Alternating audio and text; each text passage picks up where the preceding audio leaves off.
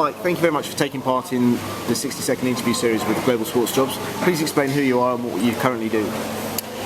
Yeah, thanks, Will. My name's Mike Jackson. I'm the Managing Director of MEC Access for Asia Pacific. We work within the wider MEC network, which is a global communications business. And MEC Access advises brands on the role of branded content and partnership marketing and how that fits within their communication strategy. So basically we advise brands about how to spend their money in partnership marketing and branded content across Asia. Fantastic. And just give us your route to your current role. Okay, well I could, how did I start my career? Well, maybe go back to education. I had an interest going back to university in marketing. I ended up doing a Masters in Marketing at the University of West England, of which I then came across a module that focused on sports sponsorship. But I actually moved, my first career move was into market research, which was another interest area. So I went into a traditional market research agency. I then, after a few years, moved into a sponsorship research business, which was acquired by Ipsos, and I ended up running that for a number of years. And about 8 or 10 years I used my knowledge from running a sponsorship research and insight business and taking that into sponsorship consulting.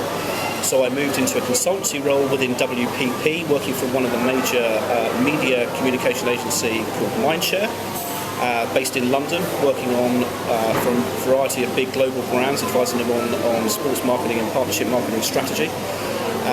Ending up taking I'm working with BP on some global strategy work and taking Castrol into Euro 2008. And then opportunity arose for me to come up with a sister agency, MEC, and build the MEC Access business across Asia. What are the challenges that you face, or one faces, in the Asian market? Well, the Asian market is incredibly diverse. I think you can't use the term Asia and think that everything's the same. You know, even Southeast Asia, we look at Singapore, Malaysia, Vietnam, Myanmar, Cambodia, Philippines, and Indonesia. These are all very different markets that have very different regulations, media partnerships, and levels of passion and interest amongst consumers. So there aren't an enormous number of similarities in Southeast Asia in terms of sort of sporting passion and sporting interest.